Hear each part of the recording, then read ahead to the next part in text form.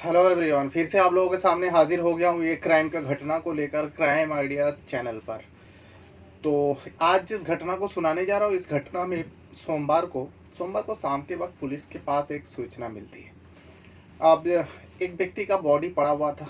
Police को खबर दी जाती है, पुलिस वहाँ पर जाती है। जाने के बाद जब बॉडी को चेक करता है, देखता है कि एक आदमी का बॉडी होता है।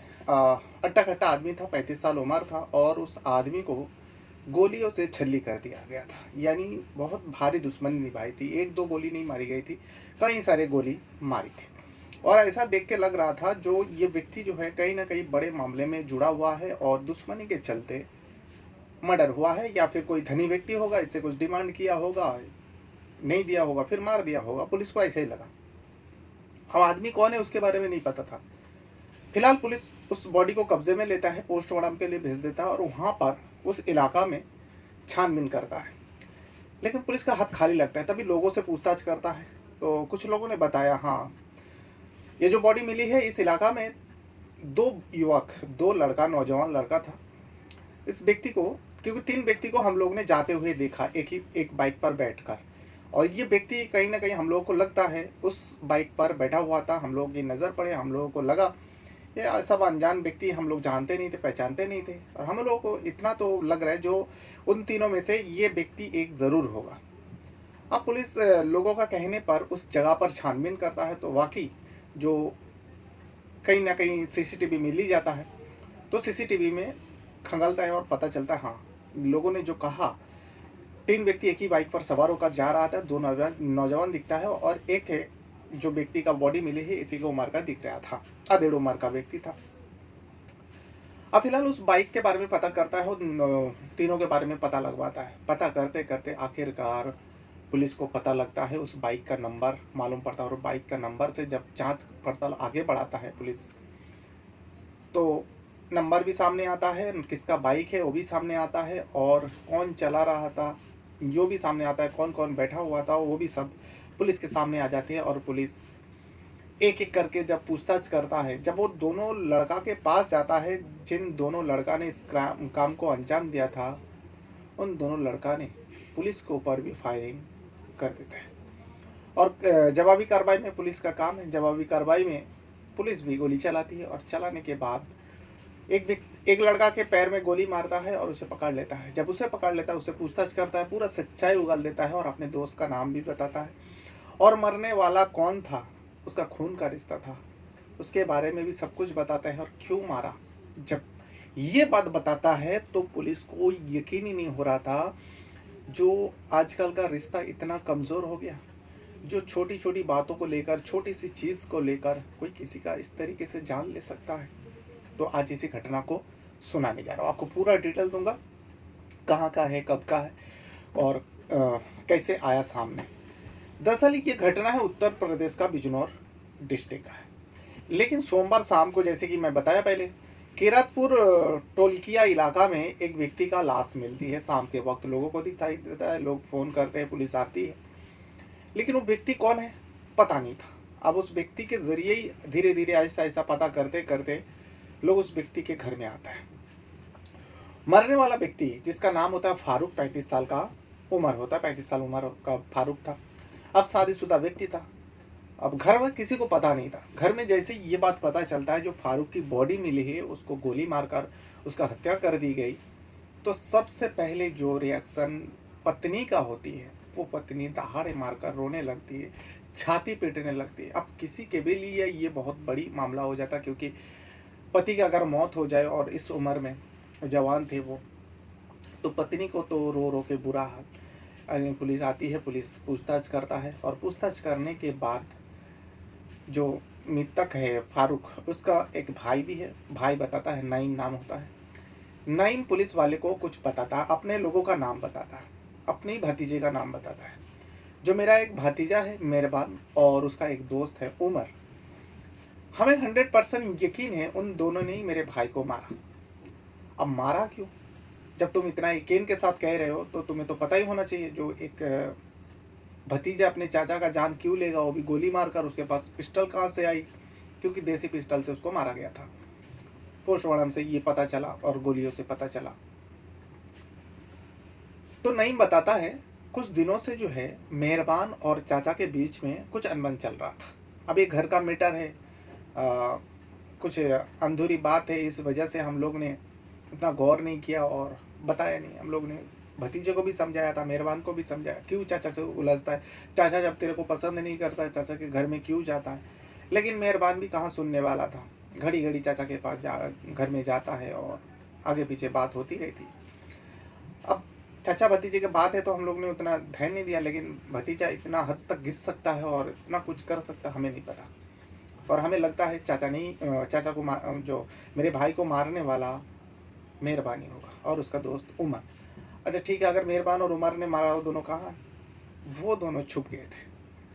अब जब पुलिस के पास मामला दर्ज हो जाता है, क्योंकि वो नईम ने शिकायत दर्ज कराता है, मामला दर्ज कराता है, पुलिस सबसे पहले तो मेहरबान और उमर को ढूंढने लगते हैं, जो कहाँ छुप सकता है। वजह तो नहीं पता था, आसपास वाले से पता करने की कोशिश किया तो भी नहीं पता था। अच्छा, ये पूरा घटना जो है, ये जो फारूक रहने वाला होता है, रामपुर का गांव आसा गांव का रहने वाला था। अब 28 अप्रैल को ये मौत हो जाता है फारूक का। उसके बाद पुलिस तफ्तीश करती रहती है, तफ्तीश करते करते दोनों का नाम आता है, उमर और मेहरबान का। अब जब इन दोनों को ढूंढने के लिए खबरी को लगाता है, खबरी पता करते करते आखिरकार मेहरबान का पता लग जाता है। मेहरबान जहाँ पर छुपा हुआ था, उमर भी उसके साथ था, दोनों साथ में ही छुपा हुआ था। पुलिस जाती है पकड़ने के लिए, लेकिन जब पुलिस जाती है, पुलिस के ऊपर फायरिंग कर देता है। अब मेहरबान 20 साल का था और उसके साथी जो है उमर, वो भी 20 साल का था। अब दोनों नौजवान थे, उसको कुछ समझ में भी नहीं आ रहा था, जो करे तो क्या करे। अपने आप को बचाने के लिए पुलिस के ऊपर ही फायरिंग कर देता है। देखिए यहाँ पे नादानी देखिए। एक तो चाचा को हो सकता है उसने ही मारा है, अभी तक तो सच्चाई सामने नहीं आया, लेकिन नईम का कहने के हिसाब से मेहरबान और उसके दोस्त नहीं मारा है। जब पुलिस के ऊपर फायरिंग करता है, पुलिस जवाबी कार्रवाई में पुलिस भी उसको, उन दोनों के ऊपर फायरिंग करता है। इतने में उमर तो भाग जाता है, लेकिन मेहरबान के पैर में गोली लग जाती है। गोली लगते वो घायल होता है, उसको तब पुलिस पकड़ लेता है। पहले तो उसका इलाज कराता है, कराने के बाद उसे जब पूछताछ करता है, वो ऐसा सच्चाई, ऐसा घिनौना सच के बारे में बताता है, और जो इस पूरा घटना का मास्टरमाइंड है उनका, उसका भी नाम सामने आता है। मेहरबान बताता है, हाँ, मैं और मेरे दोस्त ने मिलकर ही मेरे चाचा फारूक को मारा है। पिस्टल खरीदा पहले, पिस्टल खरीदने के बाद, क्योंकि पहले से प्लान तैयार कर लिया था, और प्लान तैयार करने में 3 लोग थे। एक तो मेहरबान थे, उमर थे, और तीसरा वो शख्स जिसने इस काम को कराया। सबसे ज़्यादा आपत्ति जो है उसी इंसान को था। तो उस इंसान का नाम होता है, जो मरने वाला व्यक्ति होता है फारूक, उसी का पत्नी अमरीन। अब अमरीन ने अपने पति को क्यों मरवाया?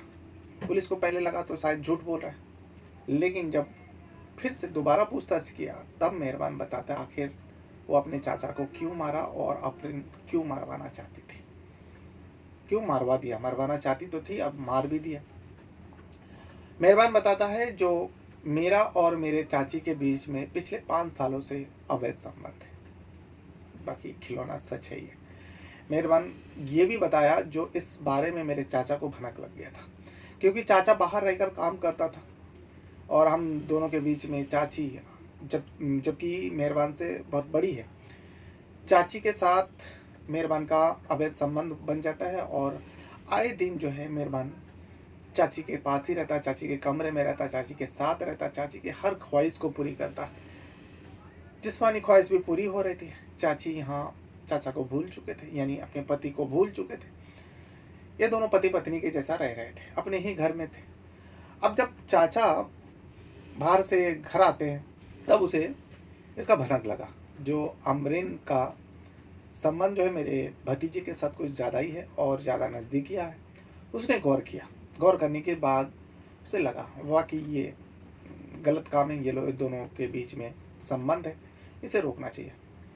अब दोनों ही घर के मामला है, एक तरफ भतीजा है सगा और दूसरी तरफ पत्नी है, इसीलिए फारूक ने सोचा कि इस घर का मैटर को घर में शांति से सुलझा लेते हैं। सबसे पहले तो वो मेहरबान को समझाता है, जो देख तू जो कर रहा है वो गलत कर रहा है। तो इसमें मेहरबान बताता है, मैं क्या कर रहा हूँ चाचा, आप मेरे ऊपर इल्ज़ाम लगा रहे हो। यानी यहाँ पर मेहरबान अनजान बन जाता है और चाचा को ही दोष देने लगता है, जो चाचा आपको गलत फहमी में, ऐसा कुछ नहीं। फिर भी चाचा खामोशी से मेहरबान को समझाता है, देख बेटा घर का बात है, तू ये सब बंद कर दे और तू मेरे घर पे मत आया कर। अगर लोगों को पता चलेगा सब लोग थूकेंगे, हमारे पूरा परिवार का बदनाम होगा, बदनामी होगी, आगे जाके हम लोगों को मुंह दिखाने लायक नहीं रहेंगे। तो ये सब रोक दे, जो भी कर रहा है तू गलत कर रहा है।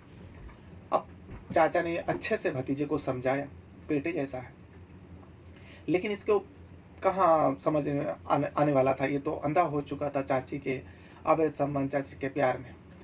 वही बात अमरीन को भी समझाते हैं फारूक, अपने पत्नी को समझाते हैं, जो देखो मैंने मेहरबान को समझा दिया, तुम भी समझ जाओ, ये जो तुम कर रहे हो ना, तुम्हें शर्म आना चाहिए। अपने पत्नी को थोड़ा डांट फटकार देकर समझाते हैं, तुम्हें शर्म आना चाहिए, तुम्हारा बेटे लगेगा और बेटे जैसा ही है, तुम उसके साथ ऐसा खिलौना काम करती हो। इस पर अमरीन उलझ पड़ती है अपने पति से, जो आप कहीं का गुस्सा कहीं पे मत उतारिए, आपको क्या हो गया, आप ऐसे ऐसे मेरे ऊपर ललछन लगा रहे हो, बदनामी दे रहे हो। यहाँ फारूक को सब कुछ पता था, लेकिन फिर भी आमरीन उसके ऊपर चिल्ला रही थी।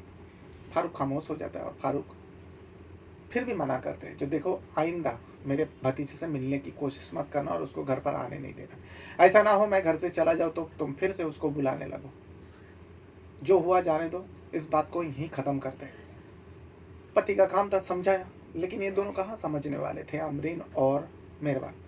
मेहरबान भी चाची के बना रह नहीं पा रहे थे। आखिरकार अमरीन और मेहरबान मिलकर दोनों फैसला करते हैं। जो अमरीन बताती है, देखो मेहरबान, तुम्हारा चाचा जब तक जिंदा रहेंगे तब तक हम दोनों मिल नहीं पाएंगे। इसका कुछ ना कुछ रास्ता निकालना पड़ेगा, और रास्ता तुम्हें ही निकालना पड़ेगा। तुम सोचो क्या करोगे। मेहरबान समझ नहीं पा रहा था, जो करे तो क्या करे, लेकिन आखिरकार उसे उतना समझ नहीं था। चाची ने उकसाया और मेहरबान फैसला कर लेते। मेहरबान कहता ठीक है, अगर यही बात है तो चाचा को ही हटा देते हम दोनों के बीच में से। अब कैसे हटाएंगे उसके बारे में दोनों मिलकर फैसला करते। फिर चाची कहती है, जो तुम अकेले नहीं कर पाओगे, किसी को साथ में ले लो।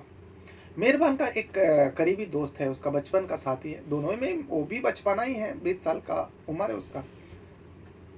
तो मेहरबान कहता, मेरा जो दोस्त है उमर, आप तो जानती हो, उमर को मैं अपने साथ ले लेता हूँ। चाची कहती, देखो वो किसी को बता ना दे। इसमें मेहरबान को पूरा कॉन्फिडेंट था, उसको यकीन था जो उसका बचपन का साथी है, उसका दोस्त है, भले ही कुछ भी हो जाए वो कभी मुंह नहीं खोलेगा और इस काम को मेरे साथ वो अंजाम तक पहुँचाएगा।